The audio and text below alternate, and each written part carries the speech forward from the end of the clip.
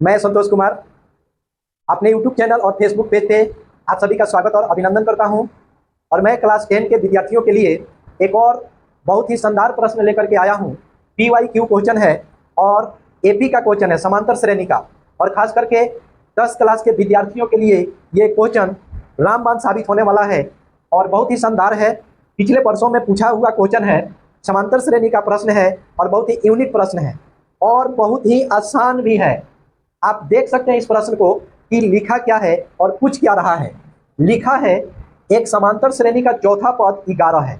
एक समांतर श्रेणी का चौथा पद 11 है, इसके पांचवें तथा सातवें पदों का योग 34 है, तो इसका सार बनकर ज्ञात कीजिए। इस प्रकार के कई प्रश्न आप लोगों ने एक्सरसाइज में पढ़ा होगा, समांतर श्रेणी वाला चैप्टर में पढ़ा होगा। किसी AP का 5वां पद 10 है, किसी AP का 10वां पद 20 है, किसी AP का 50वां पद 100 है। तो इस प्रकार के अनेक प्रश्न उसमें दिया है। किसी AP का 5वां पद 20 है, किसी AP का 100वां पद 1000 है। ठीक है, तो इस प्रकार के प्रश्न परीक्षा में दे सकता है।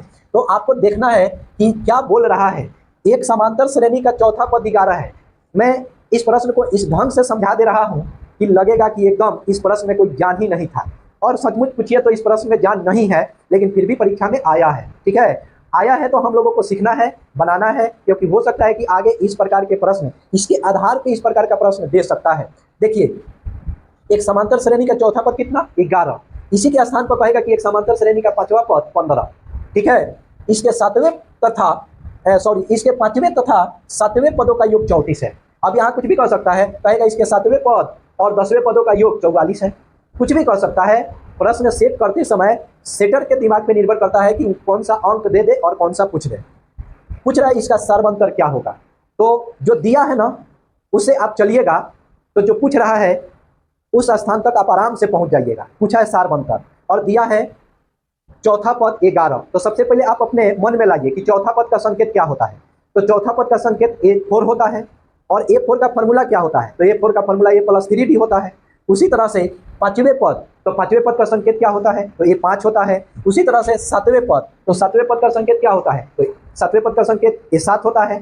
फिर पांचवें पद का फॉर्मूला क्या होता है, तो पांचवें पद का फॉर्मूला क्या होता है, पांचवें पद का फॉर्मूला होता है A+4D। ठीक है, पांचवें पद का फॉर्मूला A+4D। उसी तरह से मतलब A+4D, माने 4D मत समझिए, 4 माने D का 4D ना, तो यहाँ A+4D कह लीजिएगा।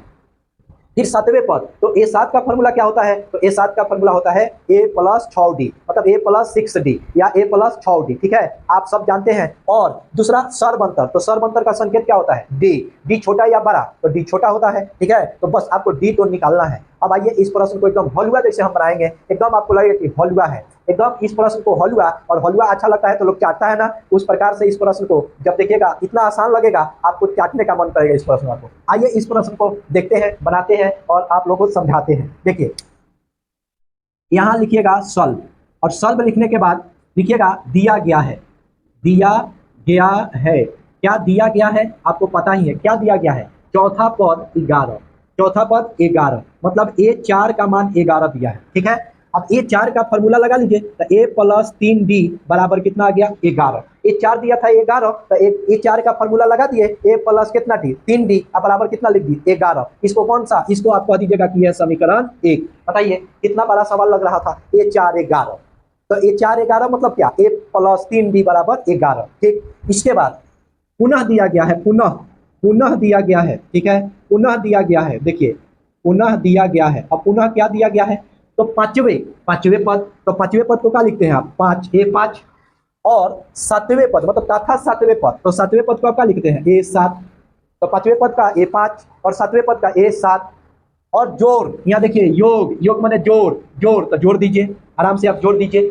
इसका वैल्यू कितना है 34, तो दे दीजिए इसका वैल्यू कितना 34, दे दिया गया 34। अब देखिए, अब मान सब बैठ गया आराम से। ठीक है, A5 और A7 को जोड़ने पर कितना आ रहा है 34। आराम से इसको समझिएगा। अब देखिए, A5 का फॉर्मूला लगाइए, तो A5 का फॉर्मूला आपको पता है A+ कितना D 4D, अब प्लस A7 का फॉर्मूला लगाइए, तो A+6D, अब बराबर कितना दिख रहा है 34 दिख रहा है। अब देखिए थोड़ा सा स्याही डाल देते हैं, तो आप लोग को दिखेगा नहीं, कहिएगा कि नहीं दिख रहा है। अब देखिए, अब दिखेगा आपको, आराम से दिखेगा। देखिए, तो यहाँ हो गया A+4D और यहाँ हो गया A+6D बराबर 34। अब ए देख रहे हैं, यहाँ भी एगो ए और यहाँ भी एगो ए, जुट के कितना ए हो जाएगा, तो 2 गो ए हो जाएगा। तो लिख दीजिए आप 2 गो ए, और फिर प्लस, यहाँ देखिए 4 गो डी और यहाँ देखिए 6 गो डी, तो जुट के कितना हो जाएगा 6 व 4 10 गो डी हो जाएगा आराम से देखिए, और बराबर कितना हो गया 34। कोई दिक्कत हुआ? और कोई दिक्कत नहीं होगा, आपको आराम से मजाक में लेके इस सवाल को पढ़ लीजिए एकदम। देखिए यहाँ से 2 कॉमन दिख रहा है, 2 2 2 है, सब में 2, तो निकाल लीजिए 2 कॉमन, तो कितना आपका बचेगा a प्लस 5d बचेगा, और बराबर कितना बच गया 34। अब देखिए यहाँ 2 है और यहाँ 34 है, काट दीजिएगा तो कितना बचा a प्लस, यहाँ अब यहाँ देखिएगा a प्लस 5d बराबर कितना 17, तो a प्लस 5d बराबर 17। इसको कहिएगा कि समीकरण कितना है, ये है समीकरण 2। तो आपको पता है जब समीकरण 1 और समीकरण 2 दिया हो तो क्या करते हो, बता दो जल्दी। जब समीकरण 1 और जब समीकरण 2 दिया हो तो क्या करते हो, तो आप समीकरण 1 और 2 से हल करते हो, दूसरा क्या करते हो ना, हले ना करते हो कि उसको रख के बगली में रख लेते हो, नहीं। जब समीकरण 1 और जब समीकरण 2 दिया रहता है तो आप उसको हल करने जाते हैं, तो क्या लिखते हैं कि अब समीकरण 1 और 2 से, क्या लिखते हैं, अब समीकरण 1 और 2 से, याद आया? अब समीकरण 1 और 2 से, तो एक कितना दिख रहा है, 1 दिख रहा है, देख लीजिए यहाँ देखिए a प्लस 3d बराबर में 11, और दूसरा देख रहा है यहाँ देखिए, यहाँ चारों तरफ देखना है आपको, ठीक है। यहाँ देखिए a प्लस 5d बराबर कितना 17। अब क्या करते हैं, आपको क्या बताया गया है, अब देखिए कि कोनो बराबर है कि नहीं, तो आपको दिख रहा होगा कोनो बराबर है कि नहीं। और जब कोनो बराबर होता है तो क्या पढ़ाया गया है, चिन्ह बदलो, और चिन्ह बदल के और पद काट दो। बताया गया है चिन्ह बदलो और बदल के बराबर हो तो क्या करो, काट दो, एकदम मतलब देरी मत करो काटने में, एकदम साफ उड़ा दो उसको। तो देखो a दिख रहा है और यहाँ a बराबर है, लेकिन d अलग है ना, यहाँ 3d यहाँ 5d, यानी आपको क्या दिख रहा है बराबर a, तो एक बात खत्म करो, ठीक है, छोड़ो मत उसको। अब देखो ए दोनों किसमें दिख रहा है, दोनों दिख रहा है प्लस में, तो चिन्ह बदलने के लिए क्या होता है प्लस प्लस माइनस, फिर 3 के पहले प्लस और 5 के पहले प्लस, तो क्या होगा माइनस। 11 किसमें है प्लस में, 17 किसमें है माइनस प्लस में, तो फिर प्लस प्लस मिलके क्या हो गया माइनस। बताओ कोई दिक्कत? अब देखो हमने पढ़ा कि कौन सा चिन्ह अब यहाँ मायने नहीं रखता, किस चिन्ह से मतलब नहीं है, बीच वाला, किस चिन्ह से, बीच वाला चिन्ह से आपको कोई मतलब है नहीं। यानी हम क्या समझाएं कि ऊपर देखो नीचे देखो, बीचे वाला छोड़ दो, ठीक है। तो बीचे मन देखो, यहाँ नहीं देखना है। आप देखो ये वाला ये प्लस में और ये वाला ये माइनस में, बोलो कट गया, काट दो उसको, छोड़ो मत। अब देखो 3 किस में है प्लस में, 5 किस में है माइनस में, तो 3 गो डी में से 5 गो डी घटेगा ना कि जुटेगा, घटेगा, तो 3 गो डी में से 5 गो डी घटा दो, तो बताओ कितना आएगा, माइनस में 2 गो डी आ जाएगा। अब यहाँ आ जाओ 11 किस में प्लस में, 17 किस में माइनस में दिख रहा है, तो बता दो 11 में से 17 को घटा दो कितना आएगा 6 गो, लेकिन कौन सी में माइनस में।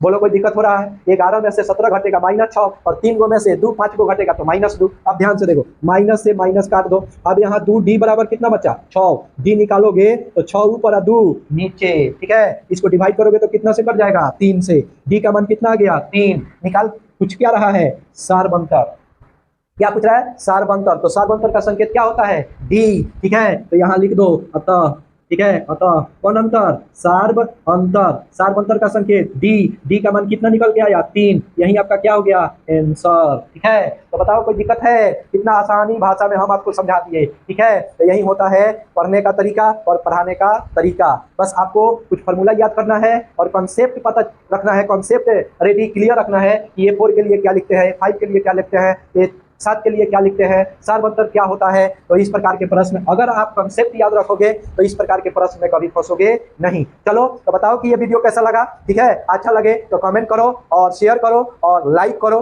ठीक है। और देरी से आए हो यूट्यूब चैनल पे तो चैनल को सब्सक्राइब कर लो, Vijaya classes by Santosh sir, ठीक है। इसी प्रकार के दूसरा वीडियो देखने के लिए आप इंतजार करते रहिए, तब तक के लिए आप लोगों को धन्यवाद।